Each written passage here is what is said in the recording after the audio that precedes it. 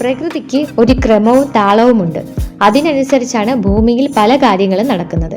ഓരോ ഭൂപ്രദേശങ്ങളും ഓരോ തരത്തിൽ, ഓരോ നാട്ടിലും മഴയ്ക്കും മഞ്ഞിനും വെയിലിനുമെല്ലാം ഓരോ കാലം.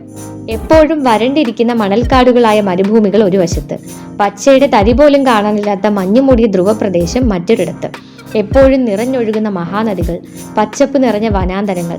എന്നാൽ ഈ ക്രമമെല്ലാം തെറ്റിക്കൊണ്ടിരിക്കുകയാണെന്നാണ് ഇപ്പോൾ പുറത്തു വരുന്ന ഒന്നിലധികം വിചിത്ര സംഭവങ്ങൾ നമ്മളോട് പറയുന്നത്. അസംഭവ്യമെന്ന് നമ്മൾ ഇതുവരെ കരുതിയ കാര്യങ്ങളാണ് ഇവയെന്നതാണ് കൂടുതൽ ആശങ്കപ്പെടുത്തുന്നതും.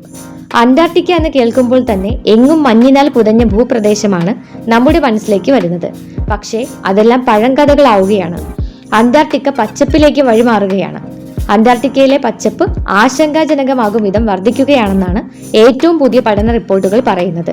കഴിഞ്ഞ പതിറ്റാണ്ടുമായി താരതമ്യം ചെയ്യുമ്പോൾ അന്റാർട്ടിക്ക 10 മടങ്ങ് ഹരിതാഭമായി എന്നാണ് പറഞ്ഞു വെക്കുന്നത്. 1986 2021 ഇടയിൽ അന്റാർട്ടിക്കയിലെ പച്ചപ്പ് 14 മടങ്ങായി വർദ്ധിച്ചിരിക്കുകയാണ്. ഇതിൽ 30% കടൽ പായലുകളാണ്. 2016 മുതലാണ് ഇവയുടെ വ്യാപനത്തിന് വേഗതയേറിയത്. ഇത് അതിവേഗത്തിൽ കാലാവസ്ഥാ മാറ്റം ഉണ്ടാക്കുന്നതിന്റെ സൂചനയാണ്.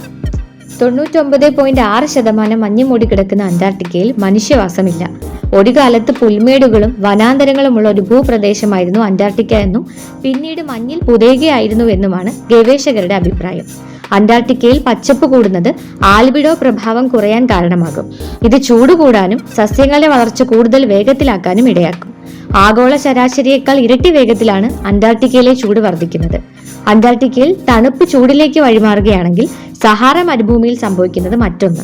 വരണ്ടുണങ്ങി അറ്റമില്ലാതെ കിടന്നിരുന്ന ഈ പ്രദേശം ഇപ്പോൾ വെള്ളത്തിൽ മുങ്ങിക്കൊണ്ടിരിക്കുകയാണ്. കനത്ത മഴയിൽ വെള്ളത്തിൽ മുങ്ങിയിരിക്കുകയാണ് സഹാറ. അരനൂറ്റാണ്ടിനിടയിൽ ഇതാദ്യമായാണ് വലിയൊരു പ്രളയത്തിന് ഈ പ്രദേശം സാക്ഷ്യം വഹിച്ചിരിക്കുന്നത്. സെപ്റ്റംബർ അവസാനത്തിൽ പെയ്ത അതിതീവ്ര മഴയിലാണ് ഈ പ്രദേശത്ത് പ്രളയമുണ്ടായത്. ഇത് വലിയ അപകടത്തിന്റെ സൂചനയാണെന്ന് വിദഗ്ധർ പറയുന്നു.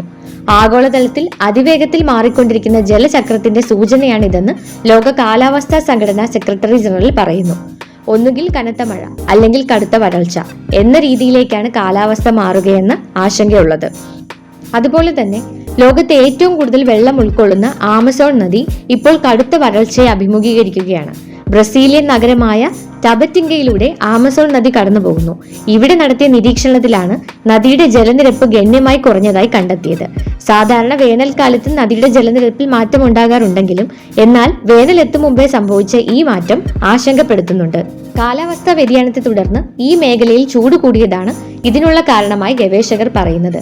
ഏതായാലും ആമസോൺ പോലെയുള്ള ഒരു നദിയിൽ വരൾച്ച ഉണ്ടാകാൻ പോകുന്നത് ലോകം നേരിടാൻ പോകുന്ന കാലാവസ്ഥാ വ്യതിയാനത്തിന്റെ തീവ്രത വ്യക്തമാക്കുന്ന ഒന്നാണ്.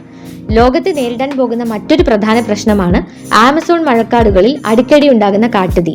ഭൂമിയുടെ ശ്വാസകോശം എന്നറിയപ്പെടുന്ന ആമസോൺ മഴക്കാടുകളിൽ തുടർച്ചയായി കാട്ടുതീ ഉണ്ടാകുന്നതും ഹെക്ടർ കണക്കിന് വനഭൂമി കത്തിയമരുന്നതും വലിയ വാർത്തയായി. ആമസോൺ വനഭൂമിയുടെ ഭൂരിഭാഗവും ഉൾക്കൊള്ളുന്നത് ബ്രസീലിലാണ്. എന്നാൽ കാട്ടുതീ കെടുത്താനോ ഇത്തരം സംഭവങ്ങൾ ഉണ്ടാകുന്ന തടയാനോ ബ്രസീലിയൻ സർക്കാർ കാര്യമായ ഇടപാടുകളൊന്നും നടത്തുന്നില്ല എന്നതും വലിയ പ്രതിഷേധങ്ങൾക്ക് വകവച്ചിരിക്കുന്നു. വനനശീകരണം അടക്കമുള്ളവയാണ് ഈ ദുരന്തത്തിന് കാരണമാകുന്നത്. ഈ കാട്ടുതീയുടെ വലിയൊരു ഭാഗവും മനുഷ്യനിർമ്മിതമാണെന്ന വിവരവും പുറത്തു വരുന്നുണ്ട്. ഭൂമിക്ക് ആവശ്യമായ ഓക്സിജന്റെ 20%-ലധികവും ഉൽപ്പാദിപ്പിക്കുന്നത് ആമസോൺ കാടുകളിലാണ്.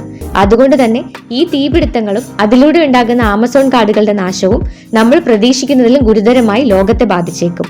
വലിയ അപകടങ്ങളാണ് ലോകത്തെ കാത്തിരിക്കുന്നതെന്ന് പ്രകൃതി തന്നെ മുന്നറിയിപ്പുകൾ തന്നുകൊണ്ടിരിക്കുകയാണ്. ഇനിയെങ്കിലും കൂടുതൽ ഉത്തരവാദിത്തത്തോടെ പെരുമാറിയില്ലെങ്കിൽ സംഭവിക്കാൻ പോകുന്ന ദുരന്തങ്ങൾ ചിലപ്പോൾ ഒരിക്കലും നികത്താനായേക്കില്ല.